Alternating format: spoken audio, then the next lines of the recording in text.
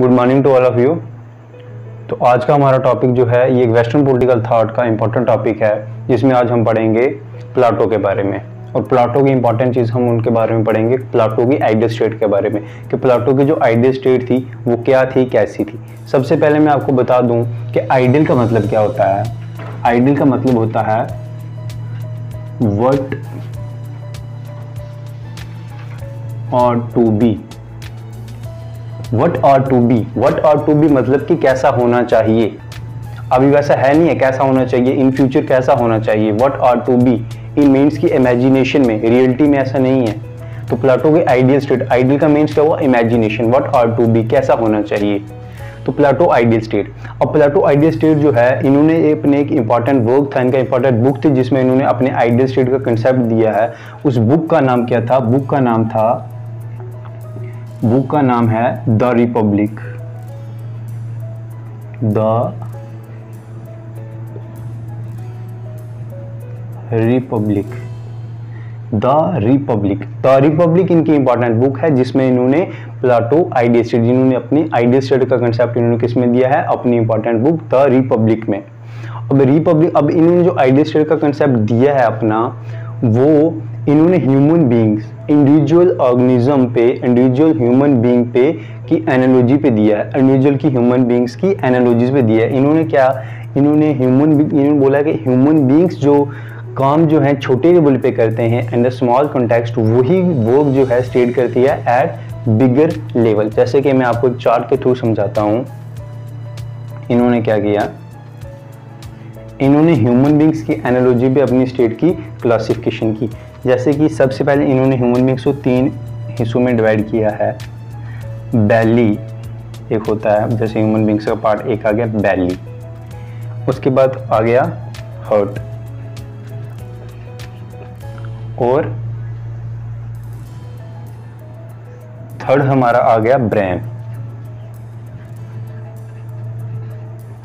अब बैली का क्या काम है, बैली जो है इंडिविजुअल में, यहाँ पे मैं आपका ह्यूमन बींग्स लिख देता हूं और यहाँ पे स्टेट। ह्यूमन बींग्स में बैली जो है एपिटाइट और डिजायर, एपिटाइट और डिजायर क्या है, बैली इंडिविजुअल लेवल पे। और वही जब हम स्टेट लेवल पे चले जाएंगे तो स्टेट लेवल पे क्या होगा, ये क्या सिंबलाइज करेगा स्टेट लेवल पे, स्टेट लेवल पे ये सिंबलाइज करेगा, जैसे कि हम आर्टिस्ट, एग्रीकल्चरलिस्ट, जो एग्रीकल्चर करते हैं वो लोग हो गए, इसमें क्लर्क्स एटसेट्रा, ये सब किस में आते हैं हमारे, मतलब कि एपिटाइट। अब सेकंड नंबर पे हम चले हर्ट में। हर्ट क्या होता है इंडिविजुअल में, हर्ट हो गया कोरेज।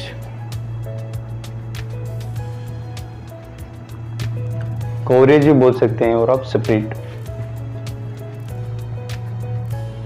इंडिविजुअल में हर्ट का ये काम, हर्ट में क्या होता है, कोरेज और स्पिरिट। अगर हम स्टेट लेवल पे जाएं तो यहाँ पे क्या होगा हमारा, सोल्जर्स। ओके, सोल्जर्स बोलो आप मिलिट्री में। लास्ट में सबसे इंपॉर्टेंट जो है वो हमारा ब्रेन। ब्रेन का क्या काम है, रीजन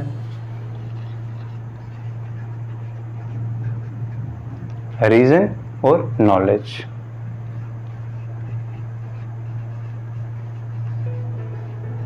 रीजन एंड नॉलेज का काम है ब्रेन का। और स्टेट लेवल पे, स्टेट पे क्या है ये, इसका काम स्टेट पे किसको रिप्रेजेंट करेगा, स्टेट लेवल पे फिलोसोफर किंग।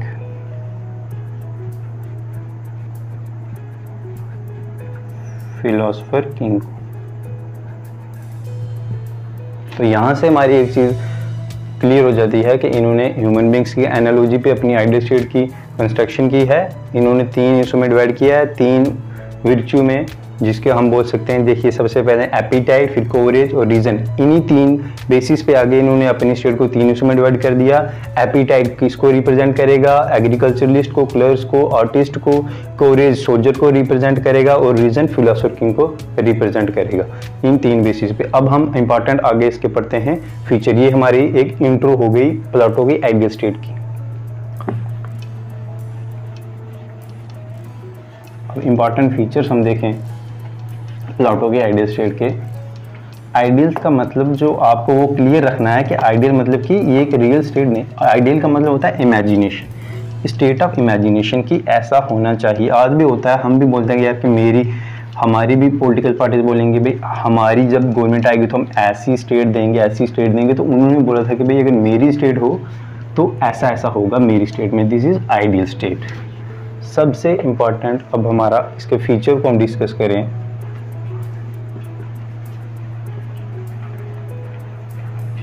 सबसे पहला इनका इंपॉर्टेंट फीचर आता है वो है रूल ऑफ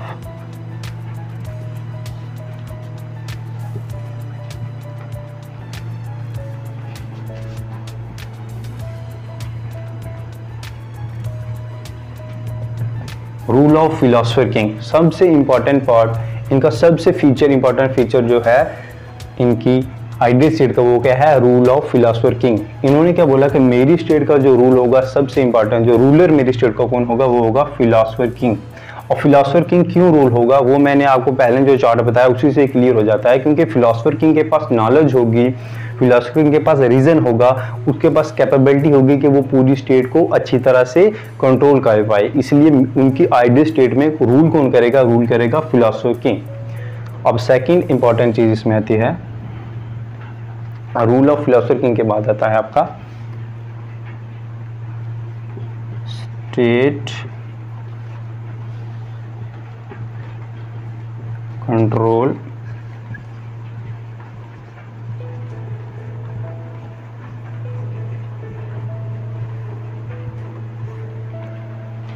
एजुकेशन सिस्टम जो है इनका, प्लाटो ने बोला कि जो मेरी आइडियल स्टेट होगी उसमें जो एजुकेशन सिस्टम होगा वो किसका होगा, स्टेट कंट्रोल एजुकेशन सिस्टम होगा। उसमें किसी भी प्राइवेट हैंड्स का कोई हाथ नहीं होगा। एजुकेशन जो होगा फुली वो कंट्रोल होगा किसके, अपने स्टेट के हाथों में। अब इन्होंने क्या किया, अपनी जो इनकी एजुकेशन थी, इन्होंने अपनी एजुकेशन को 3 आगे स्टेजेस में डिवाइड किया। इनकी जो फर्स्ट स्टेज थी, वो फर्स्ट स्टेज इनकी आती है 0 से 6 ईयर। 0 से 6 ईयर में जो इनका था उसमें इन्होंने क्या बोला कि हमने जो हमारे जो बच्चे हैं उनको क्या, हमने सिर्फ मॉरल वैल्यूज सिखानी है। मॉरल वैल्यूज होंगी सिर्फ कि किसी से इंटरेक्शन कैसे करनी है, हेलो हाय नमस्ते, मॉरल वैल्यूज ही हमने 0 से 6 में सिर्फ मॉरल वैल्यू लिखनी है। सेकंड स्टेज जो आएगी, सेकंड स्टेज इनकी आती है 6 से लेके 18 ईयर्स तक। 6 से लेके जो 18 ईयर्स की स्टेज है, इसमें क्या होगा, आपको थोड़ा जिम्नास्टिक, थोड़ा फिजिकल ट्रेनिंग दी जाएगी आपको सेकंड स्टेज में, फिजिकल ट्रेनिंग। थर्ड स्टेज जो आएगी इसकी, थर्ड स्टेज थी इसकी आगे 20 से लेके 30 तक। अब क्या होगा, जो बंदे 16 से 18 में आ गए, तो जिन्होंने 18 वाली स्टेज जो कंप्लीट कर ली, तो 20 इयर्स पे क्या होगा, एक एलिमिनेशन टेस्ट होगा। एलिमिनेशन टेस्ट में जो स्टूडेंट्स इसको एलिमिनेशन टेस्ट को क्लियर कर लेंगे, वो नेक्स्ट फर्दर 10 इयर्स की स्टडी पे जाएंगे 30 तक, जिसमें इनको क्या, एक इम्पॉर्टेंट सब्जेक्ट था डायलैक्ट्स, एस्ट्रोनॉमी। ये कुछ सब्जेक्ट थे जो इस थर्ड स्टेज में पढ़ाए जाते थे। इनका क्या मकसद था, डायलैक्ट्स से क्या होता था, रीजन जो है, रीजन तेज होता था, और फिलोसोफर किंग की फॉर्मेशन के लिए ये थर्ड स्टेज थी। और थर्ड स्टेज 30 पे एक और एलिमिनेशन टेस्ट होता था, और जो उसको क्लियर करते थे वो आगे फिलोसोफर किंग की स्टडी 5 ईयर के लिए एक्स्ट्रा 35 तक करते थे। और जो उस टेस्ट में थोड़े कम मार्क्स लाते थे उनको क्या, एज अ सबॉर्डिनेट काम करवाते थे, मतलब कि वो कैबिनेट मिनिस्टर होंगे या कुछ भी, उनके फिलोसोफर किंग के सबॉर्डिनेट वो बंदे काम करते थे, जो इसमें थोड़े कम मार्क्स जिनके आते थे।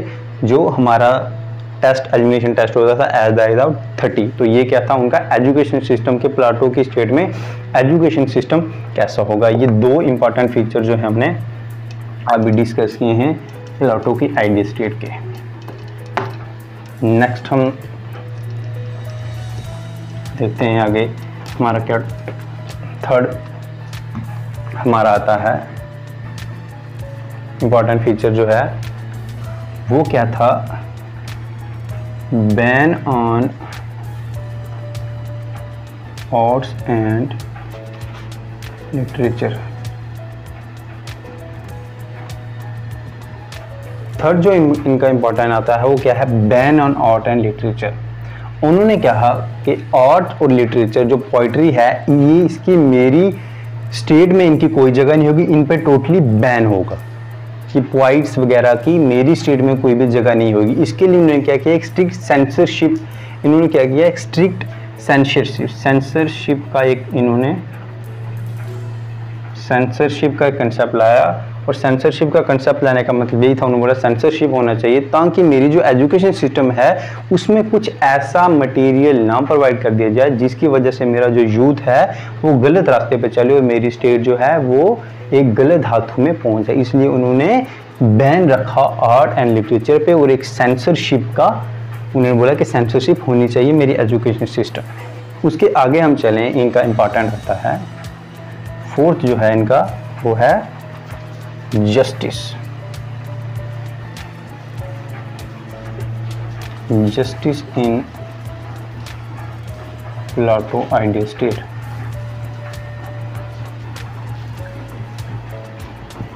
अब प्लाटो आइडियल स्टेट में जस्टिस, अब मैं आपको सीधे से बता दूं इन सिंपल वर्ड्स के प्लाटो के अकॉर्डिंग जस्टिस क्या था। प्लाटो के अकॉर्डिंग जस्टिस का मतलब था कि everyone get his due share, कि हर एक बंदे को उसका शेयर बराबरी से मिले, वही क्या है, वही जस्टिस है। और सबसे इंपॉर्टेंट जो इन्होंने जोर दिया है अपनी स्टेट में वो जस्टिस पर ही दिया है। और इसी जस्टिस की वजह से इन्होंने अपनी स्टेट में as a ruler philosopher king को लिया था, क्योंकि फिलोसोफर किंग के पास क्या होता है, रीजन होता है, और रीजन के बेसिस पे वो क्या करेगा, अच्छी तरह से जस्टिस कर पाएगा। तो जस्टिस क्या था, एवरीवन हैज ड्यू शेयर, हर एक इंसान के पास अपने जिसको वो मतलब कि हासिल कर सकता है वो उसके पास उसको अपनी काबिलियत के हिसाब से उसको उसका शेयर मिलना चाहिए, वही क्या है, जस्टिस है।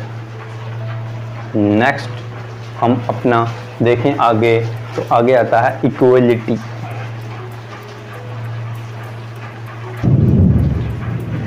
इक्वलिटी अमंग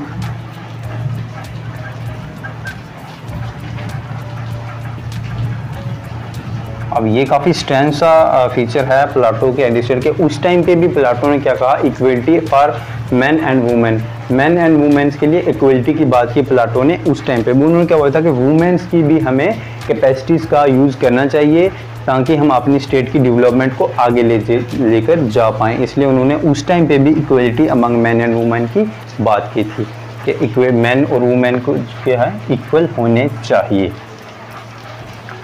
अब आगे इक्वलिटी की बात की उन्होंने अपनी स्टेट में, उन्होंने अपनी स्टेट में फिलॉसफी के रूल को बोला कि रूल फिलॉसफर किंग करेगा। ये कुछ इंपॉर्टेंट टॉपिक्स हमने अभी डिस्कस किए। फिर उसके बाद आगे हम देखें तो उन्होंने क्या बोला, उनका आगे का जो इम्पॉर्टेंट फीचर है, उनका फीचर था आगे कि क्या होना चाहिए, कॉमनिज्म।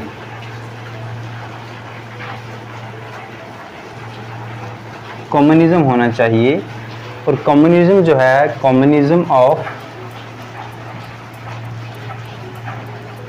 Private property.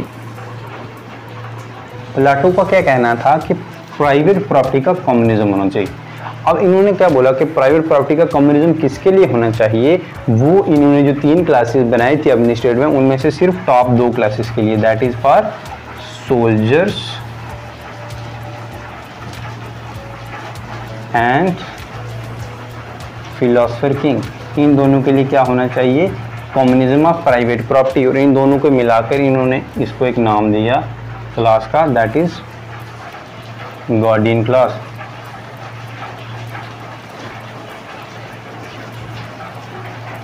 गार्डियन क्लास, उन्होंने क्या बोला कि कम्युनिज्म ऑफ प्राइवेट प्रॉपर्टी होना चाहिए गार्डियन क्लास के लिए।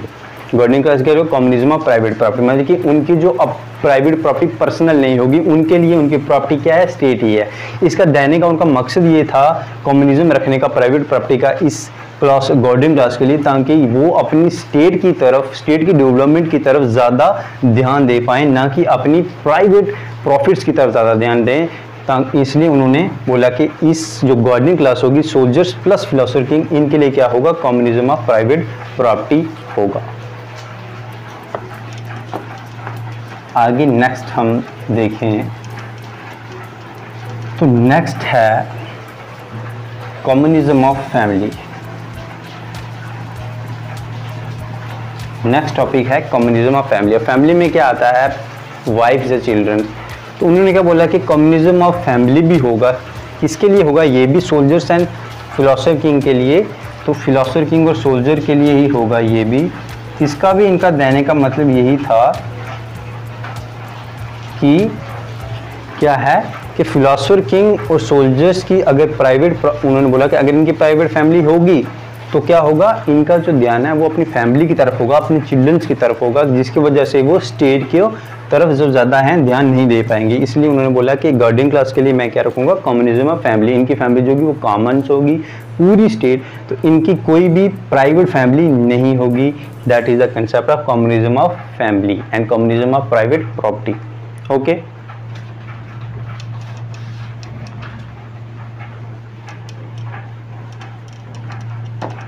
कंसेप्ट क्लियर हो गया, कम्युनिज्म ऑफ प्राइवेट प्रॉपर्टी और कम्युनिज्म ऑफ, उसका क्या मतलब। उसके बाद इन्होंने क्या बोला कि monarchy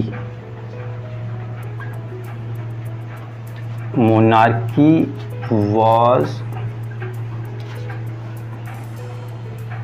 best form of government. Plato ने क्या बोला कि मेरी स्टेट के लिए बेस्ट फॉर्म ऑफ गवर्नमेंट क्या होगी, monarchy. Monarchy is the best form of government for Plato ideal state. उन्होंने क्या बोला कि मोनार्की जिसका हेड कौन होगा, फिलोसोफर किंग, वो एक आइडियल गवर्नमेंट रहेगी मेरी आइडियल स्टेट के लिए। Monarchy is the best form of government for Plato ideal state. उसके बाद आगे हम चलें, मोनार्की भी रख ली उन्होंने। उसके बाद उन्होंने बोला functional specialization. Functional specialization, functional specialization से मतलब क्या था कि उस सर्विस में उसी बंदे को रिक्रूट करना है जो उस काम में बिल्कुल स्पेशल हो।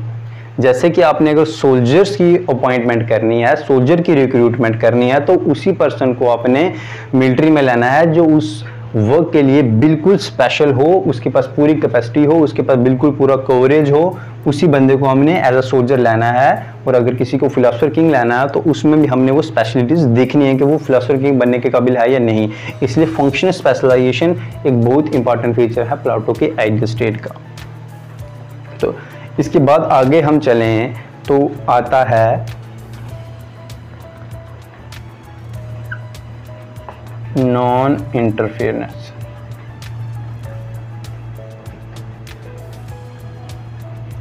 नॉन इंटरफेरेंस का मतलब आ गया, नॉन इंटरफेरेंस मीन्स कि उन्होंने जैसे तीन डिवाइड किया था, फिलोसोफर किंग, अपना सोल्जर्स, और उसके बाद लास्ट हमारी एपिटाइट क्लास। तो उन्होंने बोला कि इन तीनों के वर्क में कोई भी एक दूसरे के काम में बिल्कुल भी इंटरफेरेंस नहीं करेगा। जिसका जो काम है उसको वही करने देंगे, इंटरफेरेंस बिल्कुल नहीं है एक दूसरे के काम में, ताकि मेरी जो स्टेट है वो डेवलप बिल्कुल हो पाए। अब ये कुछ इंपॉर्टेंट फीचर्स थे प्लाटो की आइडियल स्टेट के, इतना है इससे। तो अब इसके बाद हम कुछ इसके क्रिटिसिज्म देख लेते हैं कि प्लाटो की आइडियल स्टेट के क्रिटिसिज्म क्या थे। सबसे इम्पॉर्टेंट इसका क्रिटिसिज्म जो है वो इसके नाम से ही आपको देखने को मिल सकता है कि क्या था ये एक क्रिटिसिज्म। सबसे पहले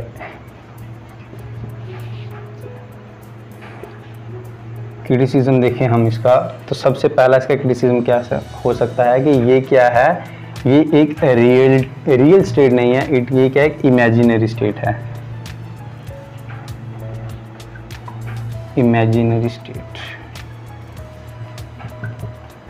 एक इमेजिनरी स्टेट है। इसके कंसेप्ट हम देखें जैसे communism of property and family, तो ये एक रियल कंसेप्ट नहीं हो सकता। ये बहुत इम्पॉसिबल है कि हर एक बंदे की कॉमन चिल्ड्रंस हो या फिर कॉमन फैमिली हो या फिर उसके पास प्राइवेट प्रॉपर्टी का राइट ना हो। तो ये क्या है, इसके जो भी फीचर्स हैं वो क्या हैं, इमेजिनरी फीचर्स हैं। इसका रियलिटी से कोई भी लेना देना नहीं है। ये स्टेट जो है वो रियल स्टेट नहीं हो सकती। तो ये एक इसका इम्पॉर्टेंट जो है एक क्रिटिसिज्म था। उसके बाद सेकंड में हम देखें, सेकंड इसका क्या है कि इन्होंने क्या दिया है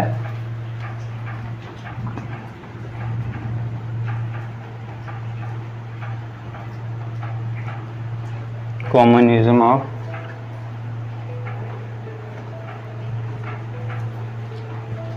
फैमिली प्लस